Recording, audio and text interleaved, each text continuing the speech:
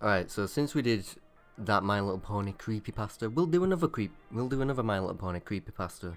Because why not, man? We'll do all the My Little Pony ones, I guess. The Rainbow Factory.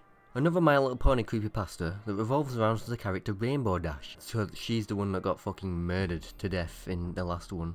The story was written by Aurora Dawn and was based off of a song by the Wooden Toaster by the same name, who admitted it to a toast beard competition that revolved around the creation of rainbows. So the original was like a song. Play the song right now. So that was the song, and it was part of a competition about rainbows and shit. So you were supposed to make something to do with rainbows, and that's what that guy, Wooden Toaster, made. So I think this is the story. I'm not quite sure, but this is probably the story that I've got right now. Maybe, probably, yeah, it probably is. I mean, if it isn't, I mean, who cares, really? Who fucking gives a shit? So this is Rainbow Factory by Aurora Dawn. Now, a rainbow's tale isn't quite as nice as the story we knew of Sugar and Spice. Alright, this isn't gonna be nice, alright? This isn't gonna be cool. No kindness, no friendliness, none of that. No My Little Pony. This is not girl shit. This is boys shit. This is men's shit. Alright, if you're a girl, get the fuck out of here, because you will die when you see this. There's long been rumours as to how exactly rainbows are made in Equestria.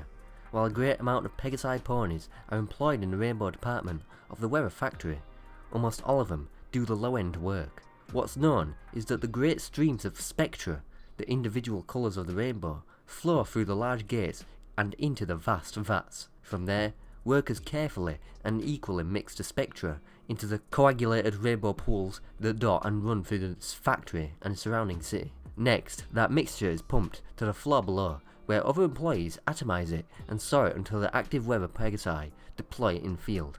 However, no one knows how individual spectra is made. Supplies are never seen being brought in, leaving not even a clue what goes into a rainbow. Tourists, when visiting the factory, are treated to an extremely foreboding and plain wall, with massive solid doors bearing entry to any pony at any time. While most of the facility's various signs and architecture is bubbly and welcoming, the Rainbow Factory's upper floor was protected by harsh imagery of potential hazards and death. Alright, it's not fun and games in the Rainbow Factory. Alright, you think it's all sparkly rainbows? It's not fun and games. We're not joking around here. We don't joke. We don't mess around when we make these rainbows. Alright, you could die while doing this. You could die. People could die. This is a risky job. To become an employee of the Upper Rainbow Factory meant sacrificing any life outside those black walls. If you want to get into the Rainbow Factory, you got to give up everything. You got to give up your PS4.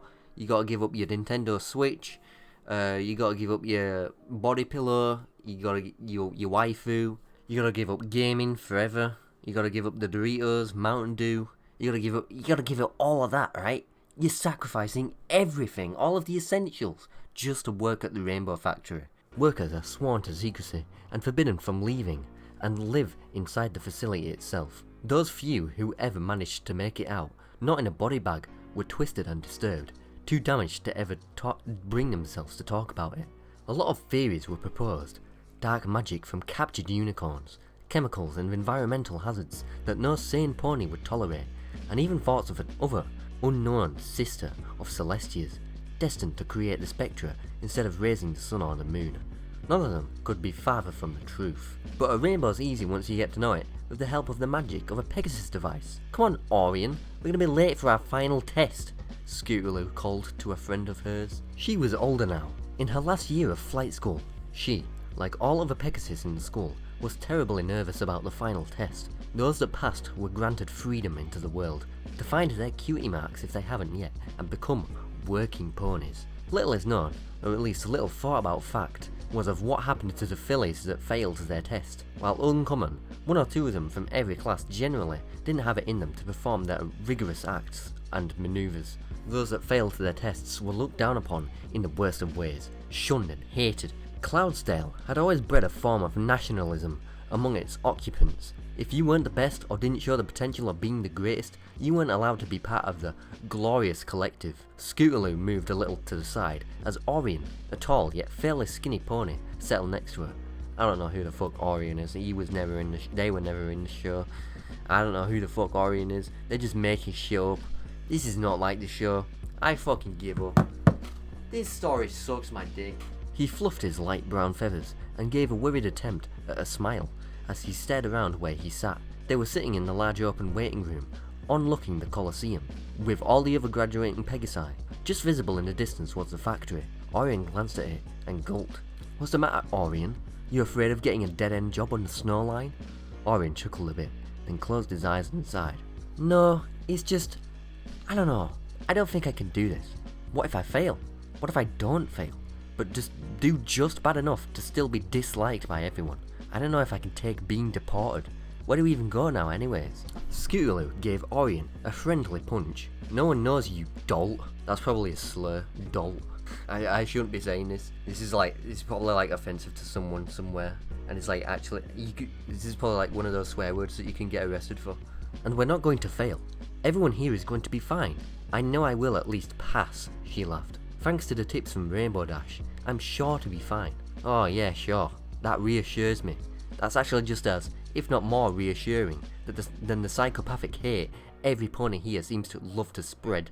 Quit panicking, scaredy wings, Scootaloo replied. The only one here I think might even fail is that yellow pony with the dark green mane. She's the one who was out sick for that month, you know. Oh yeah, Orion remembered, as he craned his head in the other pony's direction. The one who had that bad case of hoof and wing. She looks pretty confident though. I suppose we'll see, Scootaloo trailed, turning to look at the factory herself. It gave her chills. Not of fear, but pride. I hope I can get some cool active weather job. Can you imagine? Everyone in Ponyville or Philadelphia staring up at me, going, "There's goes Scootaloo, such an amazing flyer, and from Cloudsdale, there can be no doubt." Philadelphia? They have Philadelphia in My Little Pony? I guess this really is like real life. Philadelphia.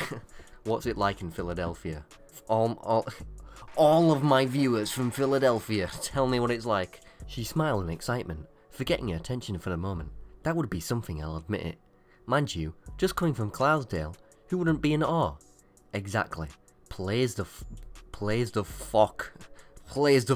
Places, every pony. A massive, buff Pegasus walked towards the entrance to the Colosseum. He had fucking muscles and shit. He was ready to fucking beat everybody in there up. We're going to do this by name. Your adjudicators on the east side of the field. Do not, I repeat, do not fly too far west. If they lose sight of you for any reason, you'll be failed. Immediately. Take deep breaths, stretch your wings one last time. The test will consist of 3 sections. Weather clearing, agility, and finally, recovery.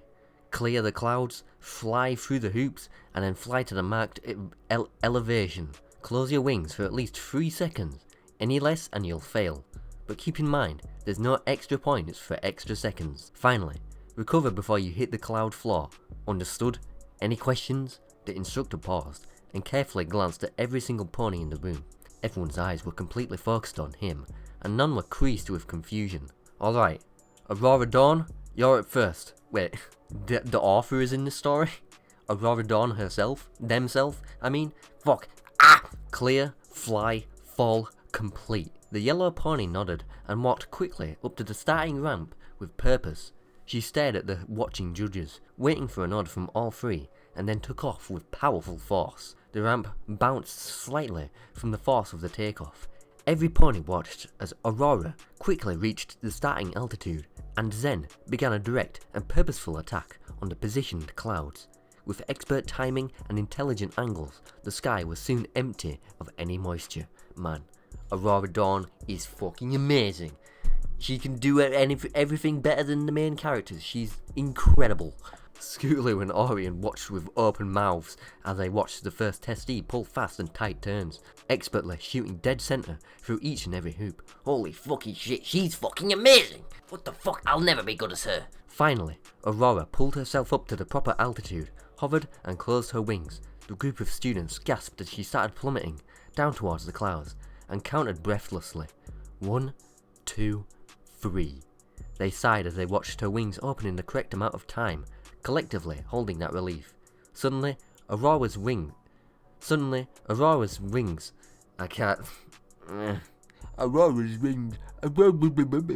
Suddenly, Aurora's wings whipped upwards and the group of students flinched in horror as they all heard the loud, hollow snap, only to be suddenly replaced by an unending, piercing scream. Okay, so I guess she's not as good as we thought she was then. Fuck Aurora Dawn. Many, like Orion, shielded their eyes with their wings, as others, like Scootaloo, could only watch, terrified, as a blur of yellow, green, and red plummeted into a cloud with a dull thump.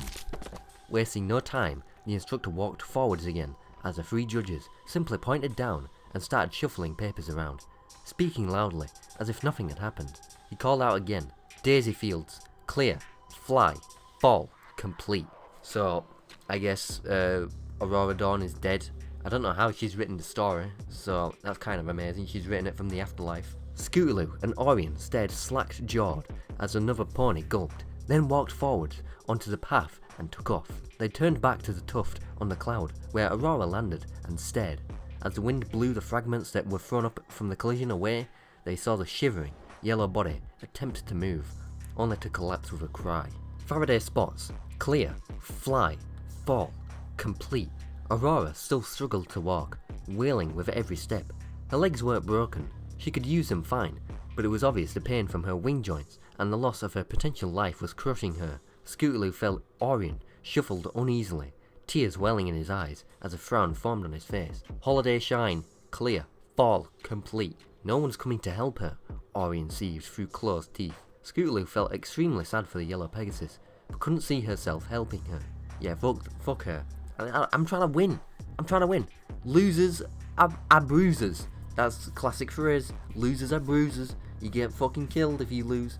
She would be failed herself and sent away, far away from Cloudsdale and any familiar place on Equestria, to a place where she and any other failed students could never stain Cloudsdale's reputation. It was a terrible shame, but Scootaloo couldn't fail herself.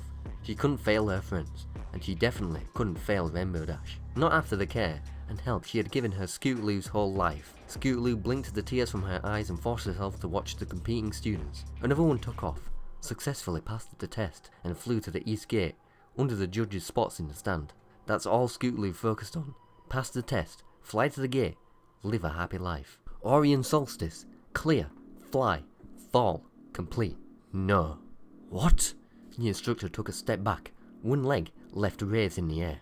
You can't just refuse your flight test. Get out there before you piss the judges off. No, don't even pretend you care about my future if you don't care about hers, Orion defied, unsure about himself. You say you want me to get a good life, and yet you let those that fail suffer unbearable pain. Get the fuck onto that field before I fail you myself. Get the fuck onto that field before I fucking beat you up with my big muscles. Fine, Orion spoke sharply. Before walking onto the ramp, he stared at the judges, waited for the individual nods, and the second they came, he took off. However, long before the starting altitude, he turned sharply and landed gently next to Aurora. She turned and looked at him, blood running down her forehead and sides, and tears streamed down her face. What are you doing? You'll fail like me, you'll be exiled. I'd rather be exiled from a place that treats ponies like this than live my life while others don't live theirs. Aurora smiled, happiness briefly replacing her sadness in her blackened, puffy eyes, until she stumbled again, and intense pain flashed across her body. Orion leaned in close, using his wing to brace the yellow pony against himself. He stared up at the judges, beaming hate with his vision. They stared down, unaffected, and simply pointed down, before looking back towards the ramp for the next contestant. Scootaloo stood shocked, hardly hearing her name called. She moved numbly up the ramp, never taking her eyes off her friend, and the pony who sacrificed himself to help. After a brief moment, she shook her head, recovered her thoughts, and looked to the judges. Thoughts passed through her head as she watched them all nod. Oh, Celestia, what do? I can't let everyone I know down, but I'll never see Orion again, I suppose. I hope he knew that risk when he did that. I'm sure he's thinking the same right now.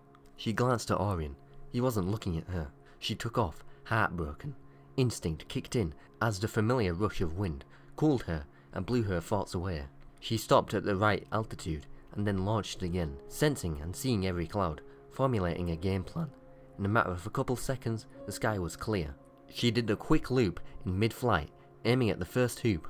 With a powerful flash of her wings, she propelled forward through the first ring, and then the second, and the third, expertly turning and drifting. She curved in towards the second last ring, near the bottom of the field, As she descended, she caught sight of Orion and Aurora, almost at the west gate now.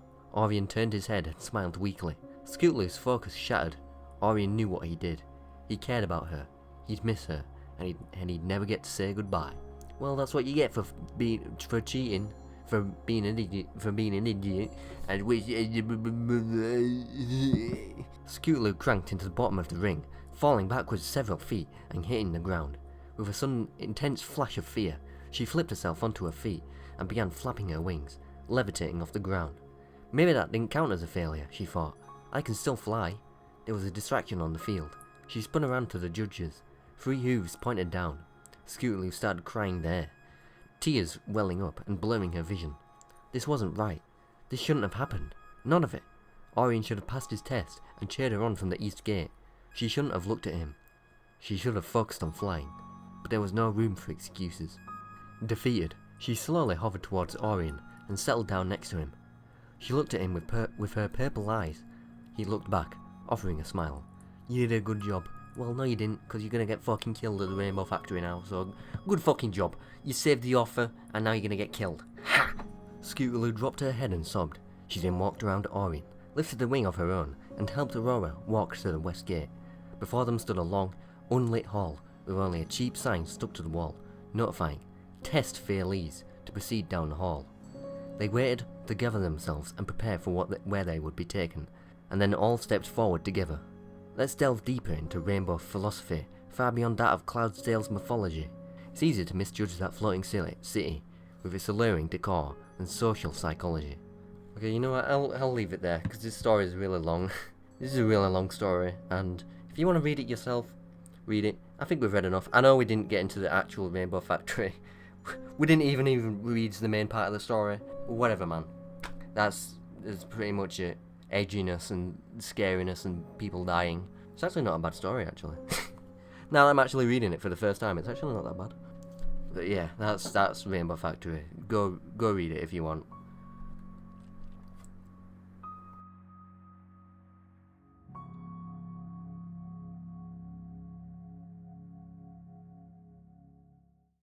Okay, so the next entry in the iceberg is, again, not a fanfiction. I don't know why this is in there. This is not a fanfiction, it's a game. It's a fucking game. So the next entry is Lunar Game. This is another My Little Pony Girls thing. It's a series of short platform games posted to the Equestria Daily forums, where you play as Princess Luna from My Little Pony. Starts out innocent enough with simple platforming and upbeat music before showing a disturbing image after 30 seconds with creepy music. The player will not be able to close the game normally. The screen will lock, and the only way to close it is either to open the task manager or to let it close by itself, because it closes by itself after some time. The person who made Lunar Game remains anonymous to this day, and the original post was removed because people thought it was a virus because it added files to your computer. But it's not a virus, I hope, because I'm going to play it myself. Hi guys, me from the future again. Just coming to let you know that I didn't play the game at all and I didn't record fucking anything. Because apparently, 1, I don't have the technology to record my own screen. I don't know why. That's not like a thing that's readily available. You have to pay like services for that, which I didn't know. And 2, I didn't even really play the game. There was no game to play. It was like 5 seconds of a game and then a jump scare. And in that 5 seconds of game, I didn't even move anywhere. So what I'm going to show you instead is 2 screenshots that I took of the game, which may as well be the actual gameplay, because again, I didn't move my character, so it doesn't matter. I may not have the exact music that was used that I experienced at the time of the recording, but whatever, man, it'll do. I'm just letting you know that I'm not a gamer. I'm not a Let's Player. I can't record games on my computer like real YouTubers. Anyway, that's all I had to say. Bye. I really hope this doesn't fuck up my computer. If it does, I'm gonna be fucking mad. I'm gonna rage. I'm gonna start raging. Okay, let's go download it. So I'm here. This is the download for Lunar Game, and we've got here the rating for the game. The platform game itself was interesting, but the creepypasta was an unexpected surprise, and because of it, there was very little actual game. 3 out of 10.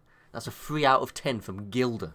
I'm gonna create a folder for it, because people said that if you make a folder for it, it's a lot easier to get rid of the files that it adds to your computer. This is scary. It's already scary, man. This is already fucking scary. I'm shitting myself. I'm not even playing the game. Here we are. Ooh. Hey. This is awesome music. Awesome. Awesome. Hey. Let me just check the... Oh wait, hang on. Let me just what? Oh. This didn't work. Wait. Shut up. Wait, the game didn't work. Hang on, it did it too early. You can't see it. Ah! Close the game. Well, the surprise has been ruined. I don't know if you can still hear me. I might be talking to myself. I just wanted to see if it was still recording, and then it did the jump scare already. I just wanted to check if it was still recording. Oh, for God's sake. Alright. Did it add the files? Where did these files go? It didn't add shit. The game bugged out. I didn't press anything. I was just gonna escape from the game, but apparently can't do it. Once you play it, you're playing it, and that's it. But I just wanted to check if it was working and shit. I wanted to check if I was recording. Well, that was short-lived. Apparently I didn't record any of it. I didn't record any gameplay. I'd got nothing. So, alright, that's Lunar Game for you, everybody. Ladies and gentlemen, that was Lunar Game. Awesome, thanks. That was fucking great. Alright, fuck Lunar Game. I hate Lunar Game. It's not even a fan fiction. Like, that's far outside of my expertise. Fuck Lunar Game. What's the next entry? Friendship is Witchcraft. Not a fan fiction. What the fuck? That's what it says in my notes. It's not a fan fiction. Who made this? Who made this? If you made this, come to my house in real life. Visit me in real life, and we'll just have a talk. You know, we'll just talk this through. We'll just have an interview, and you can explain why the fuck you've done this. I mean, I guess it technically counts. It's fan fiction. It's like a fictional version of something that someone's a fan of. I guess. I don't know, but this is not what I wanted to do. So, anyway, Friendship is Witchcraft. It's a parody series of My Little Pony. So they take episodes from My Little Pony and they re-edit it and redub it entirely. They've got their own songs and shit. It has original songs that were written by Sherclop Pones, which is a name for Jenny Nicholson and Griffin Lewis, who do the majority of the voices for the show. So yeah, I guess I'm a reaction channel now. So yeah, reading out of the window. I'm like that guy. What's that guy's name again? The reaction guy? I can't remember his name. Okay. Friendship is Witchcraft by Sherclop Pones. And I'll got this random video. He and I were raised side by side, but he was actually adopted, so technically it's okay that I'm also attracted to him. Okay. So right away, I don't even know who they're talking about. So she's attracted to someone. I can't remember. What did she say? Can die? Can die? I can die? Haha. It's fucking funny because I am upset and I'm saying that I can die. I want to die. That's fucking funny. It's funny. These are some funny reactions and funny commentary. Right, it's a musical now. Who the fuck is that? Who is that? I don't even know who the fuck that is. They just made this character up.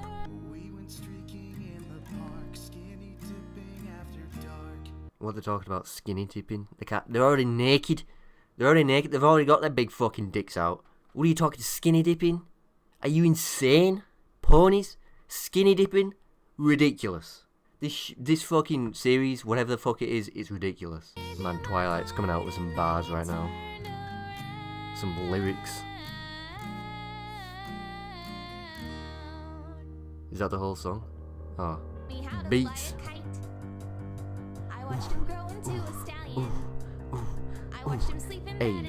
Hey. Whatever you say.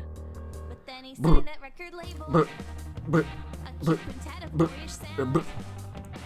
Hey. Yeah, fuck you, you loser. These beats are fucking awesome. Woo. Hey, fucking guitar solo and shit. Oh. The footage is corrupting and shit. All these visuals going mental. I can't even see anything. Hell yeah, man. Some bars. Epic song. Twilight Sparkle. That was the creepiest thing I've ever heard. That was an awesome song. Man, vibing out to songs like that is amazing. I don't even know. I wasn't even listening to the lyrics because the beat was so fire. So, that's that, I guess. Alright, let's get back to some actual fan fictions. The next entry in the iceberg is Sweet Apple Massacre. This is another My Little Pony creepypasta. So we're just doing all the My Little Pony ones. It was submitted to fanfiction.net on the 28th of June 2011. It's written by Big Macintosh 20111. It is about the character Big Macintosh, who kidnaps the Cutie Mark Crusaders and tortured them. It was removed for violating terms of service. And that's going to be a common theme throughout this video of these fanfictions getting removed for violating terms of service. So let me go find this fanfiction so we can see how it violated terms of service. Okay, so I'm just reading a version on Reddit. So this is Sweet Apple Massacre by Big Macintosh 20111. Big Macintosh had already looked at the many apple trees from where the sweet apples were born. The apple season was almost on again, and it looked like they would have a good harvest this year. He nodded, pleased, while his sister, the little Applejack, was walking beside him. I'm glad you did not get hurt like last year's Big Macintosh, she said. She shed? And also last year's Big Macintosh? There are two Macintoshes? They just go through different Macintoshes every single year? They just die every single year and they have to get a new one? And there are even more apples in the trees than last year, he continued. Yup, Big Macintosh responded in its characteristic way. Man, that's so classic of Big Macintosh to say that. Applejack was silent for a moment, enjoying the light breeze against her blonde hair. Hey, did you happen to see Apple Bloom somewhere? I kept looking for her all day and could not find her. Big Macintosh shook his head. Sorry, but I do not know anything. Damn, this silly girl must have gone somewhere with her friends. I just hope she's not getting into some mess or she's gonna have to pay with the hair. Applejack laughed. This silly fucking girl doing whatever the fuck she wants. I can't believe this, man. When I find her, she's gonna fucking get... I'm gonna throw her into some hair, or whatever she said. You should not worry, Applejack, he replied. I'm sure she's perfectly fine. But anyway, I need to get back to the barn. I need to go and knead some apples to make my homemade apple juice. I picked some apples especially for this, all pretty fat and ripe, and they will not knead themselves. You sure do love to make your apple juice, yeah? She German? Make sure Apple Bloom does not put his paws on apples again. We all know what happened last time. Big Macintosh laughed along with his sister. Yup. The big horse ran back to the barn and gently closed the door. He opened a trapdoor with his mouth and walked down the steps into an old, unused apple cellar. Usually it was just full of trash, scrap metal, old worn out ploughs, ropes and other bits of things that could be useful. Big Macintosh often came down here when he wanted to stay away from the world and have a little peace and quiet.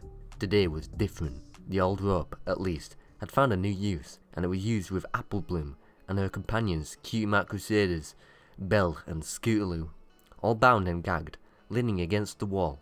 The three pairs of scared round eyes looked at Big Macintosh as he approached. Holy shit, Big Macintosh, he's fucking goofing around with little girls. Chris Hansen catches Big Macintosh and is just like, it was just a goof, we were just goofing. Now then, we have 3 ponies, he said, calm as usual. You need to learn a lesson. You need to learn not to mess with Big Macintosh. All I want is a little peace and quiet, he said, looking directly at Apple Bloom. The little red pony cringed under his gaze. Red? Apple Bloom is yellow. Does the fucking person who wrote this not even watch the fucking show? Apple Bloom is yellow? The fuck are you talking about, Red?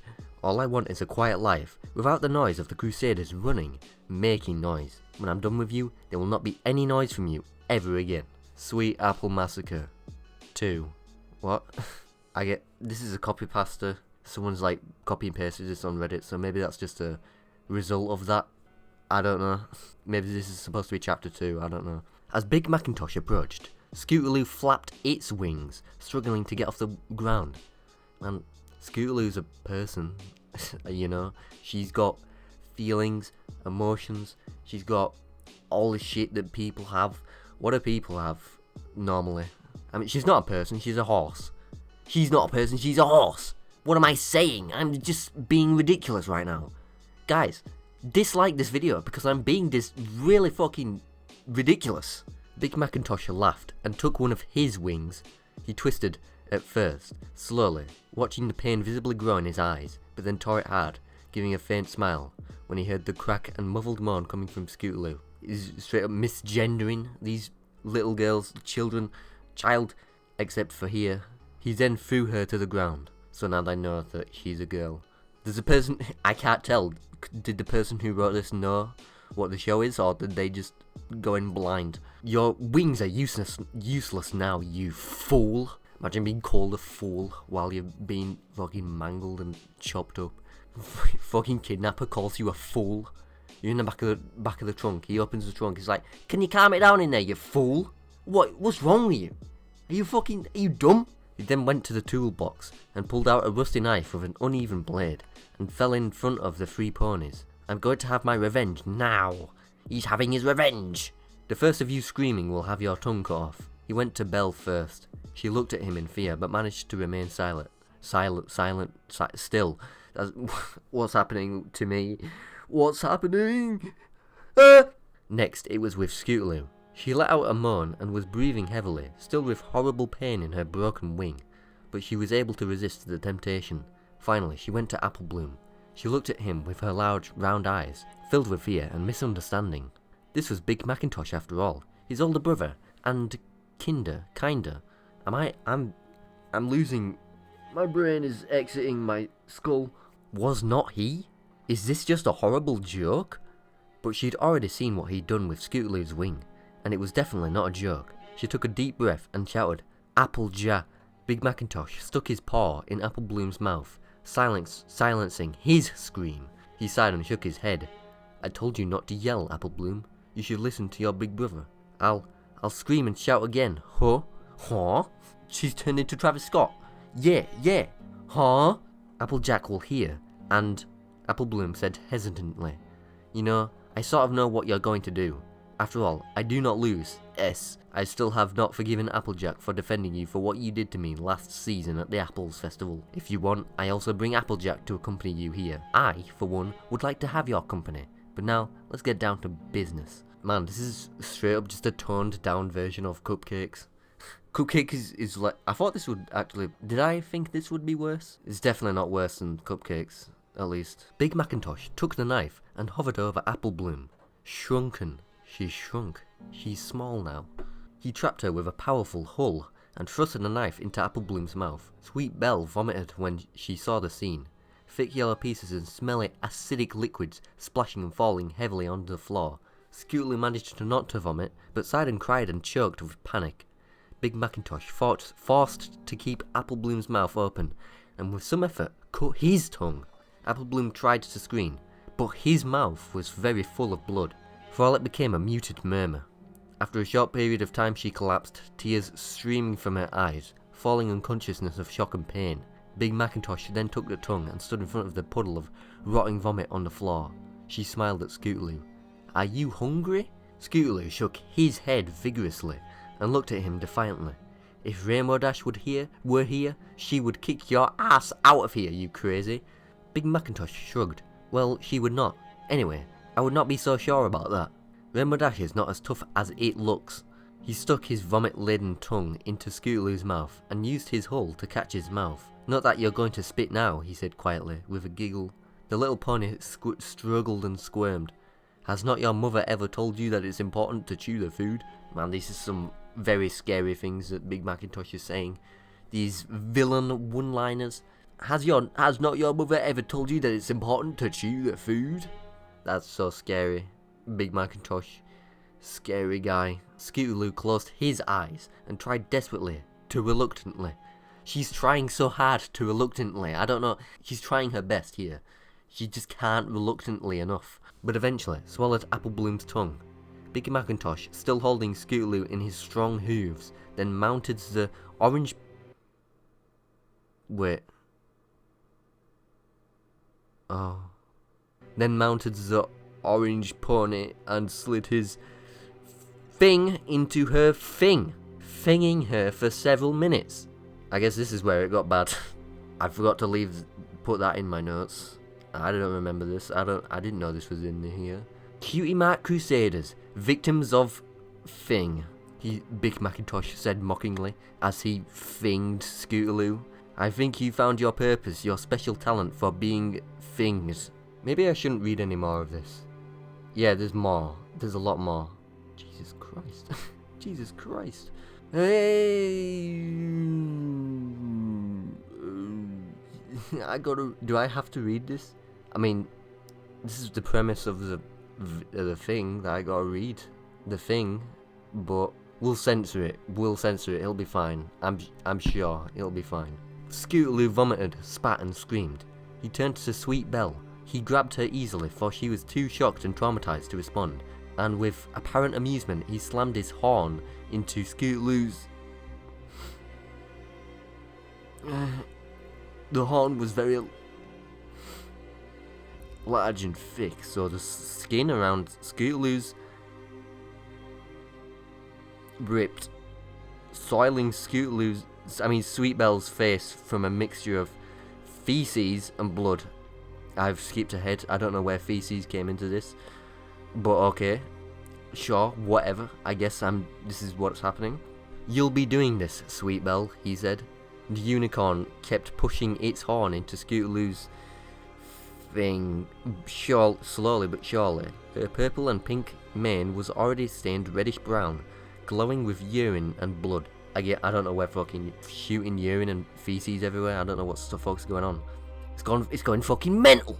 If you stop, I'll be creative. I may seem a bit dense, but I'm really creative, Big Macintosh said. Yup. He went to Apple Bloom and penetrated the unconscious body of his younger sister with his... While he thinged her, he picked up another knife, this sharp and shiny one, and cut his open flank, causing his glowing intestines to fall to the ground. Why the fuck are they glowing? What's wrong with them? What's he done? He looked over and was pleased to see that Sweet Belle was still using her horn to penetrate... Okay, yes. Bruh, it doesn't even end in a good place. Let me show you this ending. He then picked up the knife, picked up Sweat Belle, and tossed it aside. He forced himself on the ruined, and then took the knife and cut her...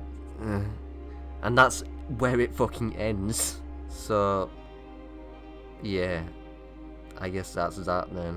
So yeah, that was fun. That was fucking awesome. Haha! Oh man, I was so happy to read that. That was awesome.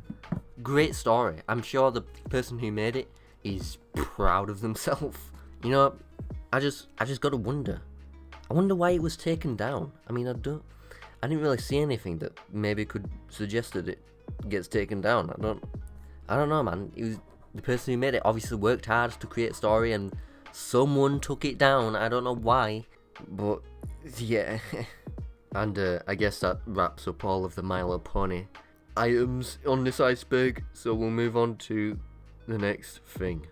Alright, so we'll be moving on to a classic fanfiction, and it's labelled as the worst fanfiction of all time. It's labelled as the worst fanfiction of all time, so you know, this is going to be a good one. This is going to be epic. It's a very iconic fanfiction, and it's called My Immortal. Now, the thing with this fanfiction is that I've actually already read it before.